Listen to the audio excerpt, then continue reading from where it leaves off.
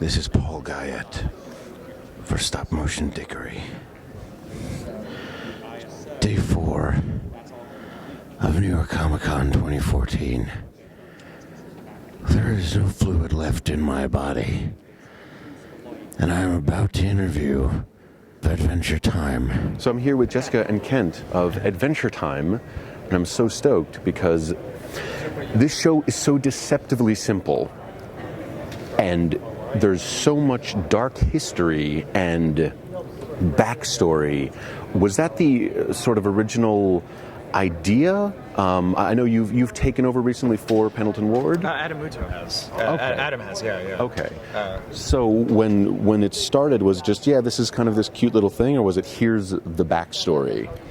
No, I think for sure it was Penn kind of making fun of like D&D and Sure. a lot of other tropes, and then it just started kind of organically evolving. I think we have really talented storyboarders who take the outlines and kind of, put a lot of themselves into the board while they're boarding and coming up with stuff and expanding the world, and we get really excited when they do, and then it's kind of infectious, and other boarders are at the pitch and they start adding on what they did, and so it happens very organically over a period of time. There was no plan at the beginning to do Gotcha. it, I don't think. Okay, and so Jessica, you play Flame Princess, who is a newer edition. It was end of season 3, I think, and just with the whole depth to it, kids might see it and say, okay, so she's on fire, but people who kind of get more of the depth to it, there's that emotional distance that you have to have, because like hugging people hurts, and the fire is you and stuff.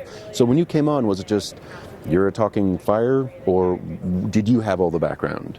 I mean, when I first started, I didn't know that much about the character, but I think as the more episodes Flame Princess has been in, I've been learning more about the character, and there is such like a sad kind of dark past There's to her. There's so much sadness to everybody there, yeah. Yeah, so it's really fun to learn more about her and, understand her layers, and she's a dynamic character, so it's been great learning about her. Absolutely. Yeah, it's the same thing with Tom Kinney, with the Ice King. Like when you first see him as this bumbling villain, then you learn more about his past, and it's like, suddenly you're crying. And you're watching the show, and it's like, why am I crying? Yeah. It's like, do you guys ever watch Futurama? Yeah. So did you see the one with the dog? Oh, of course, yeah. Yeah, and it's like, I'm laughing, and suddenly you're crying. Yeah. It's ridiculous. Yeah. A lot of feels. Yeah, exactly. A lot of feels, exactly. So how has your con been so far? Good. Yeah.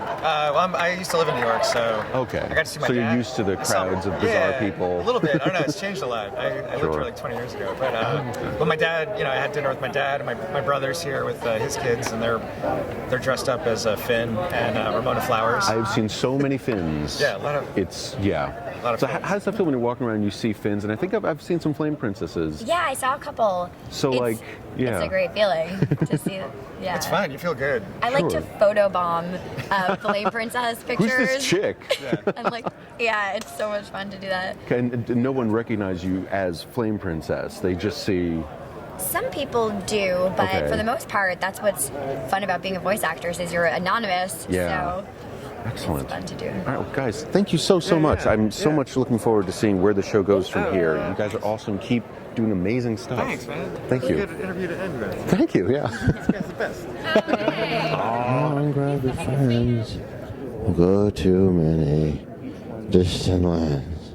Take the dog and spin the human. Fun will never end. Adventure time.